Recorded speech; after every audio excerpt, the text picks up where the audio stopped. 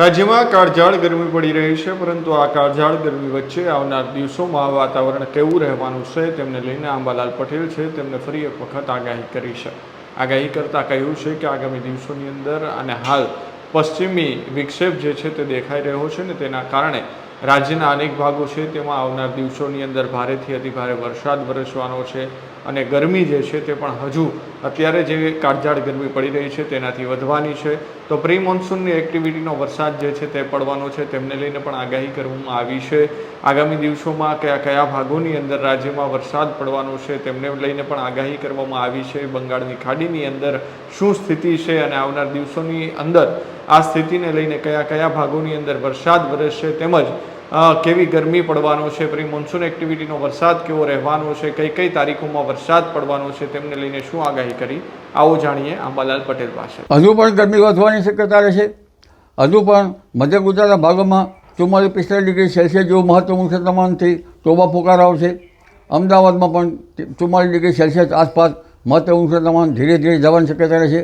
ઉત્તર ગુજરાતના ભાગોમાં પાટણ, સમી, હારીજ, પાટડી, દસાડા, આ ઉપરાંત બનાસકાંઠા, પાલનપુર, ડીસા, આછેડા આ ભાગોમાં પણ ગરમી વધવાની શક્યતા રહેશે. મહત્તમ ઉષ્ણતામાન તજ ભાગોમાં પણ 43-44 ડિગ્રી સેલ્સિયસ થઈ જવાની શક્યતા રહે. હિંમતનગર, સાબરકાંઠા, અરવલ્લીના ભાગોમાં પણ ગરમી વધશે અને તજ ભાગોમાં પણ મહત્તમ ઉષ્ણતામાન 43 ડિગ્રી સેલ્સિયસ ઉપર જવાની શક્યતા રહેશે. પંચમહાલના ભાગોમાં પણ મહત્તમ ઉષ્ણતામાન 42-43 ડિગ્રી સેલ્સિયસ ઉપર જવાની શક્યતા રહેશે. મહીસાગરના ભાગોમાં પણ મહત્તમ ઉષ્ણતામાન 43-44 ડિગ્રી સેલ્સિયસ આસપાસ થવાની શક્યતા રહેશે. આ ઉપરાંત ઉત્તર સૌરાષ્ટ્રના ભાગોમાં સુરેન્દ્રનગર તેમજ હળવદ, ધાંગધ્રામાં પણ ગરમી પડવાની શક્યતા રહેશે. રાજકોટમાં પણ આખી ગરમી પડવાની શક્યતા રહેશે. તજ ભાગોમાં પણ મહત્તમ ઉષ્ણતામાન 44 ડિગ્રી સેલ્સિયસની આસપાસ પહોંચી શકે. રાજકોટના ભાગોમાં પણ મહત્તમ ઉષ્ણતામાન 43 ડિગ્રી સેલ્સિયસ વટાવી જાય એવું પણ બની શકે. કચ્છના ભાગોમાં પણ મહત્તમ ઉષ્ણતામાન 42-43 ડિગ્રી સેલ્સિયસ થવાની શક્યતા રહે. ભુજના ભાગોમાં આકરી ગરમી પડે. પવનની ગતિ વધારે રહેવાની શક્યતાના કારણે કચ્છમાં બાગાયતી પાકો છે તે અંગે ખાસ પવનની ગતિથી નુકસાન ન થાય તેવા ઉપાયો ખેડૂત ભાઈઓ કરતા જશે. હવે ધીરે ધીરે વરસાદની શક્યતા પણ થતી જશે. લગભગ રોહિણી નક્ષત્રમાં શરૂઆતમાં વરસાદ થાય તો પવન ફૂંકાય અને વરસાદ ઓછો આવે. તેમજ લગભગ ઉત્તરથી રોહિણી વરસે તો વરસાદની ગતિવિધિ સારી રહેવાની શક્યતા રહેશે. તારીખ 1, 2, 3, 4 કે 5 જૂનમાં પણ વરસાદ થવાની શક્યતા રહેશે. એટલે ઉત્તરથી રોહિણી નક્ષત્રનો પણ વરસાદ થવાની શક્યતા રહેશે. અને રોહિણી નક્ષત્રની શરૂઆતમાં વરસાદ થાય તો જીવજંતુનો ઉપદ્રવ વધે. ધીરે ધીરે વરસાદ થયા પછી ગુજરાત હેરી કેટરપિલર એટલે કાચરાનો ઉપદ્રવ વધે. એટલે લગભગ 8મી જૂને દરિયામાં પવનો બદલાશે. મેના અંતમાં અને 15 જૂન સુધીમાં અરબી સમુદ્ર પણ તોફાની બની શકે. 8 જૂન બાદ તો ગણો ક્યારેક કદાચ ત્યાં પણ હમણાં તારીખ 10થી અરબી સમુદ્રમાં હલચલ વધવાની શક્યતા રહે અને લગભગ ધીરે ધીરે છેક જૂન માસ સુધીમાં ત્યાં પણ એક વાવાઝોડું બનવાની શક્યતા રહે.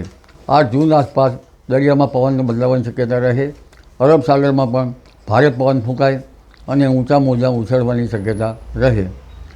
તારીખ 15 સુધીમાં કોઈ ભાગમાં વરસાદ આવે અને લગભગ 2.5થી 3 ઇંચ સુધીનો વરસાદ ન થાય તો એ વાવેતર માટે સારું ગણાય નહીં. કારણ કે ઉપરના વરસાદથી ભેજ નીચે તો જવો જ જોઈએ.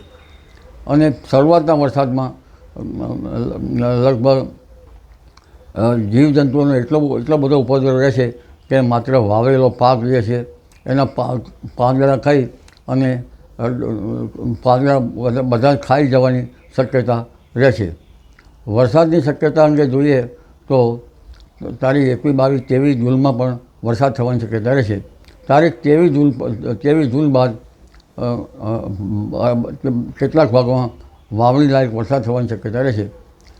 શરૂઆતનો વરસાદ ક્યારેક ક્વચિત કોઈ ભાગમાં વાવણી કરાવી શકે અને લગભગ પહેલાં વરસાદ બાદ બીજા સ્પેલ વચ્ચે ગુજરાત હેરી કેટરપિલર એટલે કાંતરાઓ પડવાની પણ શક્યતા રહેશે. તેમાં જો જોવા જઈએ તો લગભગ બંગાળ ઉપસાગર અને અરબ સાગરમાં સક્રિય તો આજથી થશે. લગભગ આગામી 48 કલાકમાં બંગાળ ઉપસાગર સક્રિય થશે અને તારીખ 16 18 મે સુધીમાં તો ચક્રવાતની મોટી અસર થઈ શકવાની શક્યતા રહેશે અને કદાચ તેની અસર દક્ષિણ પૂર્વીય તટો ઉપર થાય તો તેનો ભેજ ગુજરાત સુધી આવવાની શક્યતા રહેશે. એટલે બંગાળ ઉપસાગર પણ તારીખ 18 મે સુધીમાં ભારે સક્રિય રહેશે. તેમાં પણ 1 થી 2 સાયક્લોન બનવાની શક્યતા રહે. અરબ સાગરમાં એક સાયક્લોન બની શકવાની શક્યતા રહેશે. એટલે હવે વરસાદની સિઝન શરૂ થઈ ગઈ છે, પણ જ્યાં સુધી આકાશમાં સમળીઓ ઘેરાવો ન લે ત્યાં સુધી વરસાદની સ્થિતિની ખ્યાલ ના આવે. હવે જે સવારના ડુમારાવાળા વાદળો આવે છે તે બંધ થઈ ગયા છે.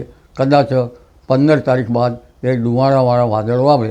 એ વાદળો બપોર પછી અલગ થઈ જતા હોય છે અને એ વાદળો સ્થિર થાય ત્યારે સાચા ચોમાસાના દર્શન થતા હોય છે.